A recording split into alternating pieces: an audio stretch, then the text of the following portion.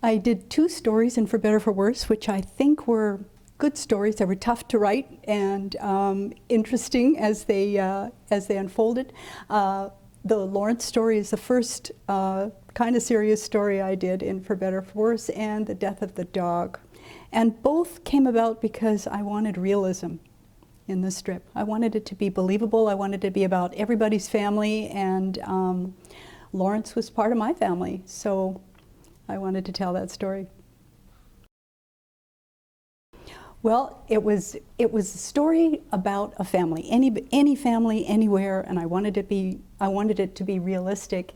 And in the course of doing the story, of course, it's covering all these different characters as they age and their relationships change. And as the kids were becoming teenagers, they were meeting new people and doing new things, and the storylines were becoming more challenging and more like a saga rather than a comic strip. There was no more goofy, funny, kiddie things with the spilled Cheerios in the morning. It was serious stuff. And while I was entering this serious phase, I decided to call an old pal in Toronto who was a stand-up comic and somebody I'd grown up with, and I often called this guy up, and he was a dear friend. Anyways, I called Michael, and there's no answer in his apartment. I thought, that's strange. So I called his partner, his comedy partner, and Paul said, you won't believe this, but Michael was murdered yesterday. Well, Michael was tiny. He played the part of Peter Pan on, the theater. He's so small he could be hoisted up and flown around a stage, and he was funny. He was a comedy writer. I've known him since we were about 12 years old. I think 2 years after Michael died, Paul died as well. He died of a broken heart, I think, because it was such a tragedy, such an awful thing to happen. And they were very close. They'd been close since, elementary school too. So as soon as I heard about Michael's death, I decided I was going to take that rage I felt and desperate sadness and try to turn it into something positive. And I thought, it's our sisters, our brothers, our family friends, our teachers. I mean, there are so many people out there who this is their story. And so I wanted to tell this story, but in a way that we could identify with it clearly, and that it was somebody who'd grown up with Michael. And Lawrence was a perfect character because, well, I had never really fully fleshed him out. He was a bit of an odd character to begin with. He was just a kid in the neighborhood, and then I connected him to Connie next door, and I wrote a story about how their relationship came about and how his dad was Brazilian, and that's why he had dark hair and all this kind of thing. Lawrence was almost like Linus in Peanuts, in that he was an introspective kid, and he was a kid that always saw the other side of the argument, and easygoing kid. So, and Michael had spent his whole life with him. They'd had sleepovers and hung out together at school, and they were the best pals. So when the two of them are teenagers, and Lawrence decides to tell Michael that he's gay, I thought that works. That works just fine. It works fine for the characters. It works fine for the storylines. And I went over it with my editors, and I said, how is this going to go? And my editor, Lee Salem, said, I think you're going to lose some papers if you do this story, but I think it's worth doing. So I wrote an outline out for him, and he liked that. I wrote the story. He approved of it. It was about an 8-week story altogether. And he said, you'll lose some papers. And I said, how many? And he said, at least 6. Well, when the story ran, we decided to send out information to all of the editors, and there were about 2,000 papers. And we said, this story's coming out. If you don't want to run the story, we're providing you alternate material. Well, because it's a comics page, a lot of editors don't bother to read the alternate material. They don't bother to read the letter that comes with the strips. And so they just let it run. And they felt blindsided. Oh my goodness, what's coming out in the paper? This shouldn't happen, this shouldn't happen. We said, we gave you alternate material. So don't blame us if you're letting this story run. But the story ran, and it was really well received. It was interesting. It was well received, but the backlash was instant and unbelievable.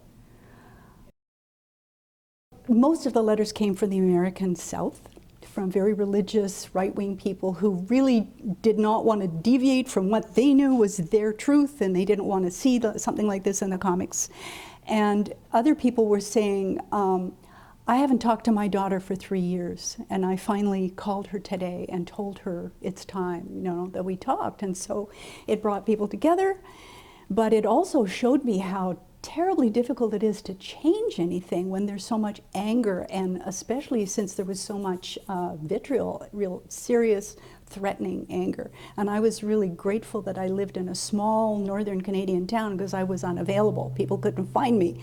And if they could, you know, it'd be down a long country road and people would know who they were. You know, oh yeah, that red truck, you know, it's a strange truck. I got the license plate. It was that kind of a community where we all looked after each other. So because of that, I was very protected from the backlash. But a lot of the editors who ran the story were not. And through the whole ordeal, like the phone rang, my phone rang as the story continued from 7 in the morning till 11 or 12 at night. And I answered it because I felt I was obligated to. And most of the calls came from editors who were very angry with me for doing. A lot of them felt they'd been backstabbed. You know, they didn't read the alternate material letter, and they felt terrible. But once you start to talk to these people, you realize how open-minded they are. Editors from papers, it doesn't matter whether they're Republican or Democratic, or, you know, in Canada it was conservative and Democratic. We liberal. We didn't get a whole lot of bad mail from Canada, but really the big blistering mess came from the United States. And these editors who were so upset were from very small papers where you can find your editor in a small town. In North Bay, I knew the editor and the photographer and all the writers for the local paper, and if I wanted to find them, I knew the Tim Hortons are down the road and they'd be down there having a cup of coffee, right? Well, this is what was happening to them, and one editor said, my kids have been assaulted at school, my dog was spray painted, my house was egged, I can't run your story. And it was then that I realized that it wasn't the newspaper editors who were so upset, it was the people around them who didn't want them to publish this material. So that was interesting. I also got a huge number of letters from one small town, I won't tell you where it is, but you say, why in the world would this one small town have all of these angry letters? Like there's maybe 30 letters from this one town. And it turned out that they had a huge industry that had just closed. There was a strike, and rather than capitulate and allow a union to come in or change what was going on, they just closed the company, and hundreds of people were out of work. Well, they were all mad. And they all decided to write to the newspaper and say, we hate this story in the comic strip. They can't get mad at their government, and they can't get mad at the company, but they can get mad at me.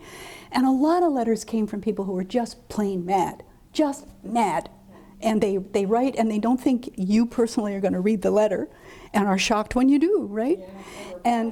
And I got some help. We had over 3,000 letters because it was before email and internet and all that.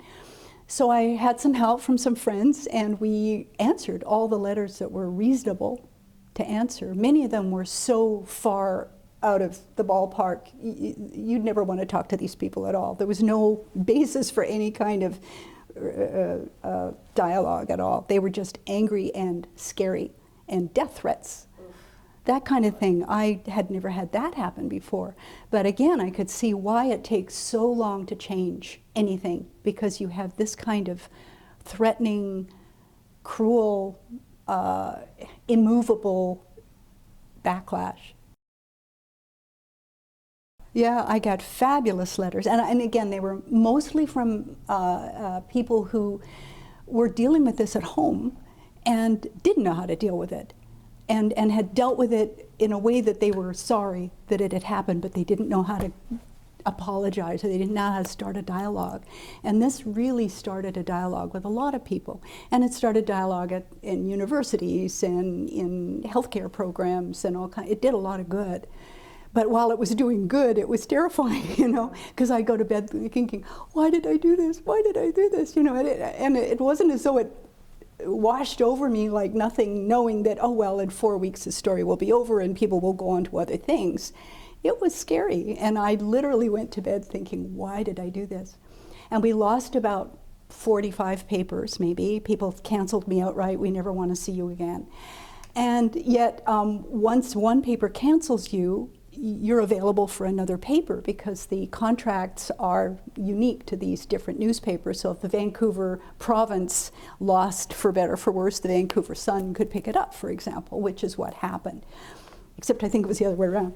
Anyways, it was one of those deals where I think we gained 50 papers. We lost 40-something, we gained 50 papers. So it was an interesting time. Yeah, it was an interesting time. And in the end, I think it's probably the story I'm most proud of. The only other person I think who handled this subject was Gary Trudeau.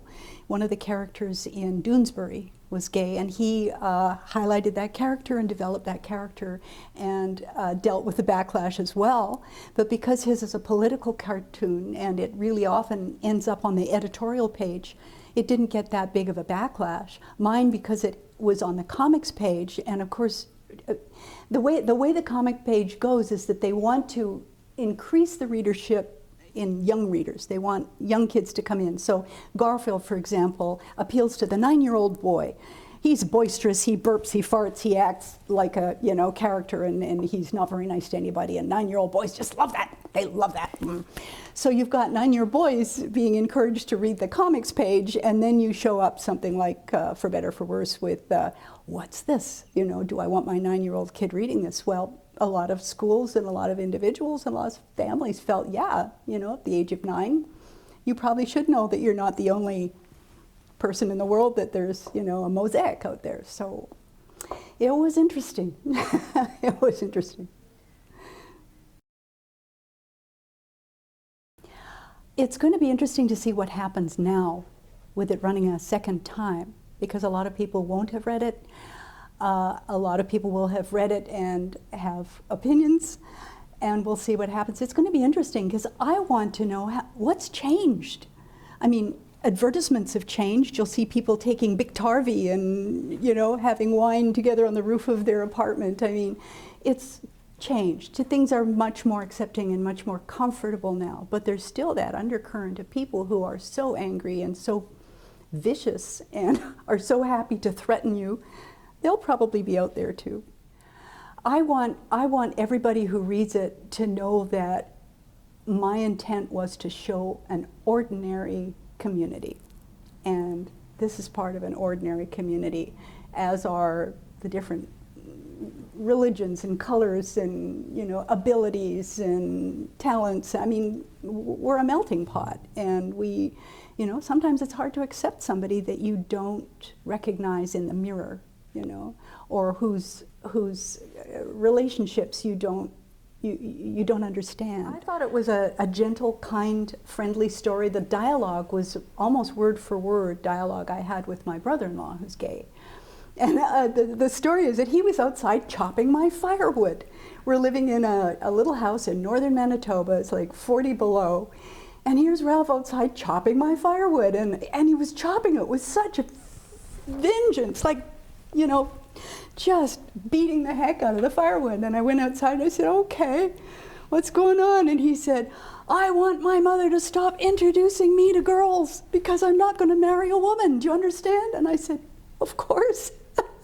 Of course I understand. Of course we all understood, right? So anyways, that was a great day because it was when Ralph came out. He decided that he was going to tell everybody. So he told his mom, and his mom said, oh my goodness, all these years I've been trying to introduce you to a nice girl, and I should have been trying to introduce you to a nice boy. That was her response. And we were all, Ralph, you got to tell everybody, because how can you live your life if you don't tell everybody? So his mom said, well, we can't tell his dad. His dad's got a weak heart. He's going to kill him. We finally said, you've got to tell everybody. So it was a family thing. It was almost like an intervention. We all sat down with Tom, and he's with his cane, and he's saying, well, what is this all about? And Ralph looks up and said, Dad, you have to know this, I'm gay. And he said, I've known you since you were 11. So what's a big deal, right? So that's the family I was with. a family you could talk to about all of this. So we did, and all of that dialogue came into the strip, all of it. A little bit of the rejection in the strip wasn't true, but it was true to other people, because Ralph told me all about his friends and what they'd had to go through, and some of them couldn't even live at home anymore. They'd have to change their whole life, you know. So having that type of help was, I couldn't have done the story without him. And one of the first things he said when I said to him, well, how did it feel to talk to everybody about this? And he said, what a relief, you know. So the word relief was there. I could use that word. And there were a number of other situations in the dialogue that was direct from him. It had to be direct from somebody who was living with that pain, right? And so I think it was true to life. I think it was kind. I think it was believable. And we'll see what happens now that it's running a second time, because I'm hoping the world has changed enough. It won't be different to the point where we're all really heaving a sigh of relief, but I'm hoping there's been big change.